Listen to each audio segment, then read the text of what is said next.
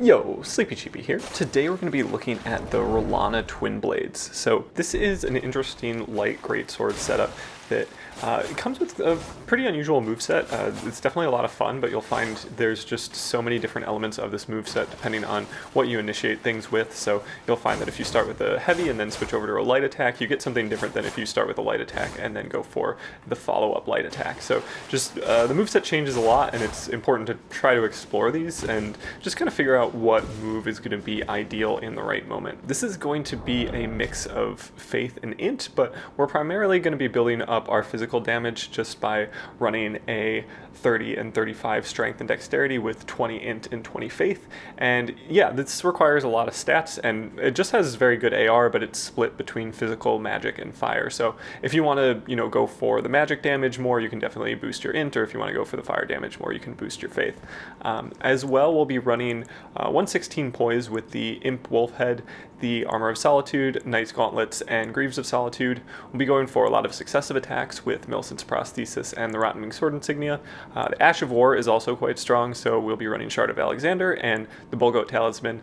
And yeah, I just gotta say, this weapon is a ton of fun to use. The biggest drawback, I would say, is going to be the lack of poise damage, so going for charged heavies I think is a good idea, especially because they don't come out that slowly, and a lot of times you might be able to miss the first swing but still get the second. And I also just really like the light attack follow-up because you get these 2 quick slashes, and the more successive attacks that you get consecutively, kind of the higher your AR will be. I also find the crouch attack to be pretty good, and the follow-up attacks are quite strong as well. And then you also have the really fun Ashes of War. So if you go for a light attack, you get the magic-based one, and if you keep clicking it, you'll get this huge series of chain attacks that do a lot of damage, and even if they don't all hit, a lot of times one of them will clip. And then you also have this fantastic heavy attack version where you go for these pillars of fire, and it functions very much as the same way like a Stormhawk axe would, where while you don't have crazy hyper armor, the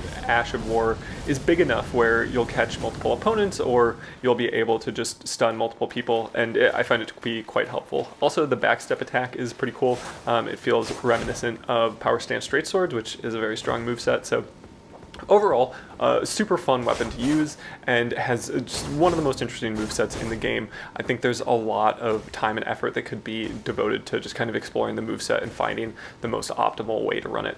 But yeah, that's going to cover the introduction part. We're going to jump into the showcase here in just a minute. If you wouldn't mind considering subscribing, I would totally appreciate it.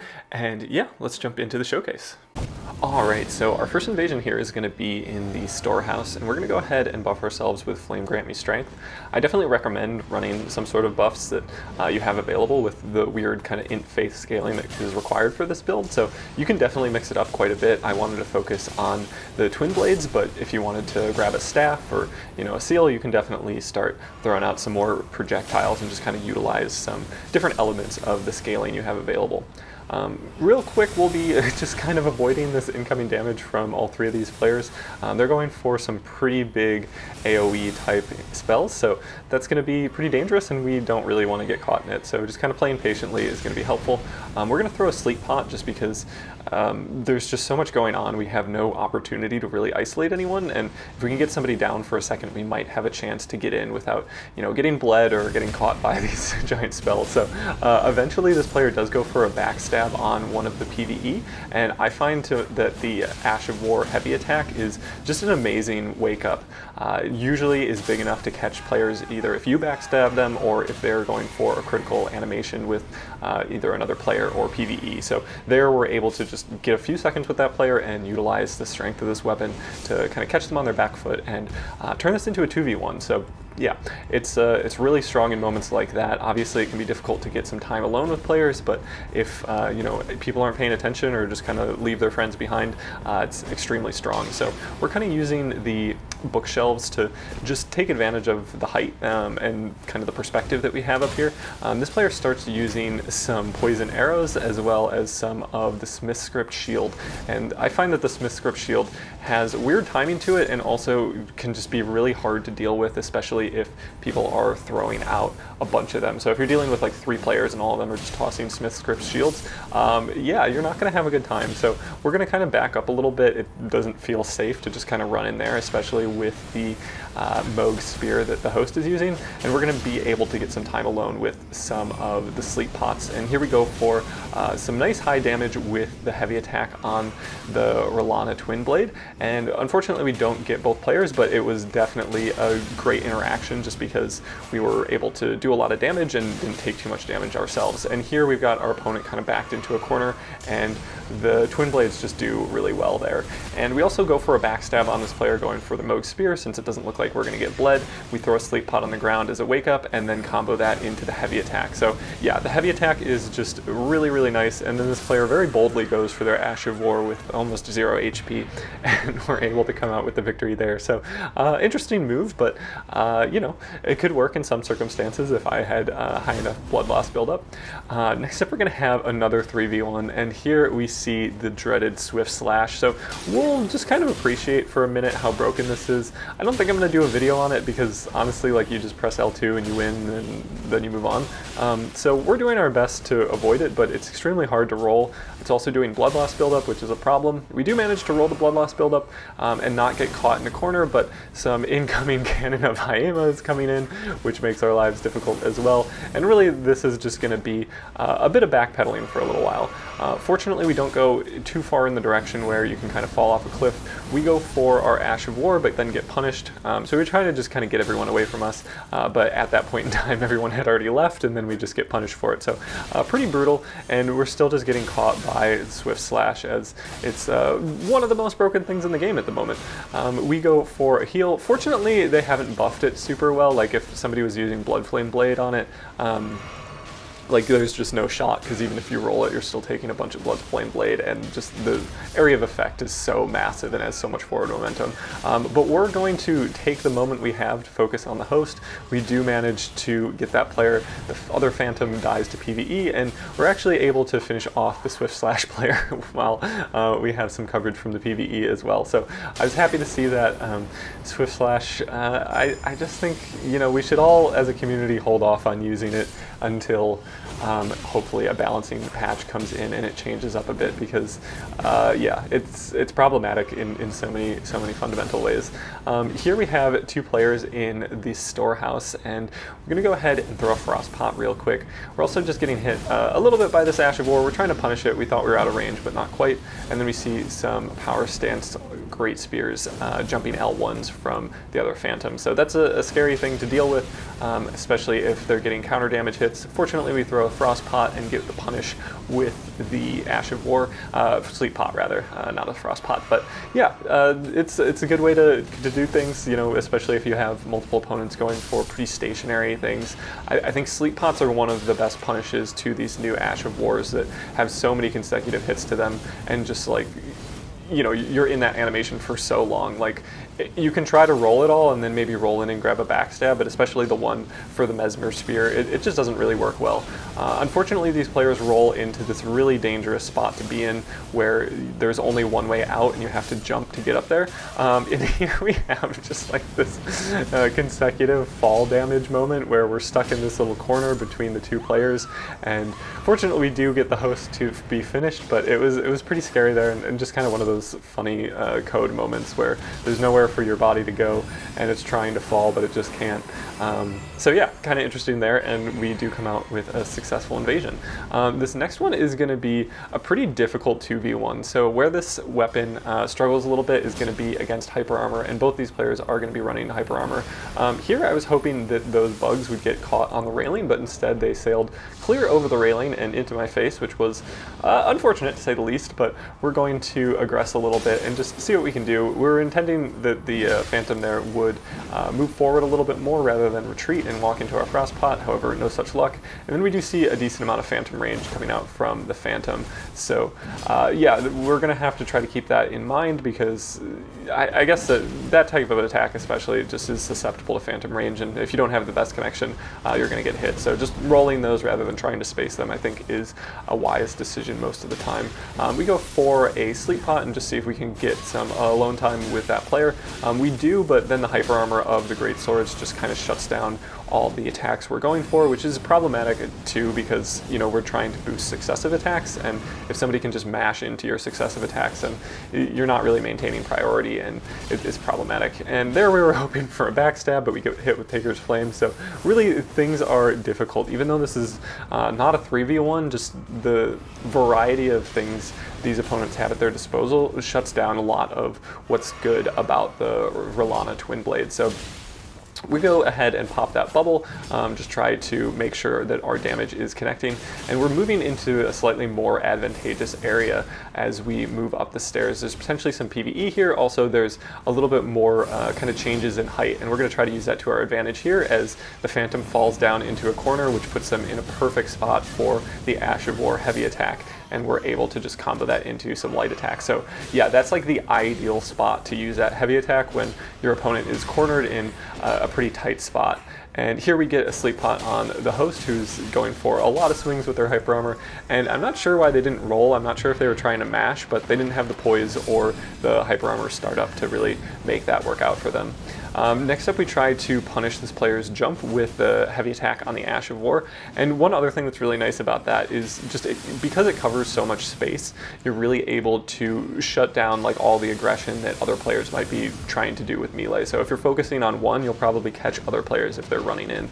Obviously, if you get punished by something like Taker's Flame or just like spells, that's going to be a problem, but it's pretty good, I would say, at just shutting down most stuff, assuming you don't get hit from behind by projectiles. So this next player does a good job of kind of getting out of the way. I did have a Mizora cord with Stormblade on it as a soft swap, and I probably should have used that a little bit more. Sometimes I would switch over to the light attack on the Ash of War, which does have projectiles and is a little bit easier as kind of a finisher, but that's what I found was difficult about this moveset, is there was no real good finisher for the Twin Blades. And it's interesting too, because I found that the running heavy on just a one-handed light greatsword is usually pretty good for roll catches, but I think they change up the moveset for this. Somebody can correct me if I'm wrong, but it didn't feel quite as strong in this weapon here, and just chase downs could be a little bit difficult. So leaning on the Ash of War's light attack, I would say, would be a good way to go if you're still within range.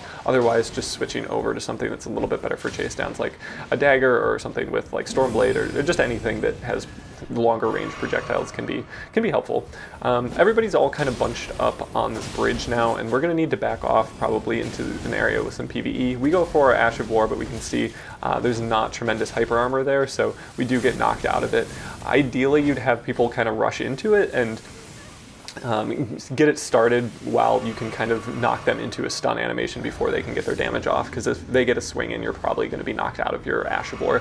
But we do back off a little bit. It was kind of a close call there, but we're able to heal back up to full and just kind of look out for this Weed Whacker from the Phantom and just try to find a good opportunity. We're using these kind of like wooden pillar things in the middle of the room to just see if we can find a good opportunity to attack some players, but we kind of just end up taking some damage and not doing too much. So we go ahead and throw a sleep pot, trying to slow things down on the host, maybe bait some other opponents into this area with some more PvE, and just circle around to see if we can catch some players off guard. We're not really intending to focus solely on the host here, but they are kind of what's directly in front of us. It's also worth noting, somebody pointed this out in the comments the other day, but sleep pots are super effective on people that are wearing that like giant lion head that this host is wearing, because it vastly lowers your focus, which is a stat that kind of determines how much sleep resistance you have. So throwing sleep pots against players like this is going to be very effective. Also, madness will be quite effective against these players too. What's interesting is I found that I was not able to really successfully trade into this opponent's weapon. Like, I was definitely losing out on that trade despite having the successive attack bonuses, and needed to kind of be worried about mashing, where I normally would have a strong enough setup where you can mash pretty successfully, especially with a power stance weapon like this. But fortunately, we're able to hit them with some light attacks with our Ash of War and then get the chase down. I'm not sure exactly what they were doing. Maybe they were menuing or just trying to get their flask in the right position, but unable to heal in time, and we come out with the victory. Next up, we're going to have just kind of a funny group of three. We're able to chase down one player to very low health, and then we see the big strat from the group of three, where the player with the Antspur Rapier and the fingerprint shield just try to block the exit. Fortunately, we're able to get out once we realize what the kind of plan is, and then we go for a literal turn and burn with the Ash of War. Again, we get this player to almost no health. We throw some fan daggers and it's still not enough. So that was definitely frustrating, but I kind of resisted the urge to just recklessly chase them down, and I think that's a good urge to learn how to resist as an invader. Is if you can get them to very low health once, you can probably do it again, and if you're going to die in the chase down, which is very probable if they run into all their friends, then it's definitely beneficial to just let them go in that moment, and you'll have another opportunity. So the other Phantom does die to PvE. We go for our Ash of War. They're going pretty ham with their blocking and the Antspur Rapier, despite the fact that there's like 3 enemies currently trying to attack them, and that's going to result in their downfall. Next up, we're going to have a Rune-Arced Host and a player with the Dragon Halberd, which used to be pretty scary. It's not quite as bad as it used to be. However, we are getting hit by a light greatsword in just kind of the background here, so we're going to need to try to get out of there, roll away a little bit, and we do go for a turn and burn here as a hunter does get summoned into the world. So we're going to try to be as aggressive as possible on this Phantom because we know another player is joining us, and we do manage to successfully chase them down with some jumping light attacks. Now we're going to have a little bit of time alone with the host here that is going to be running some perfumes.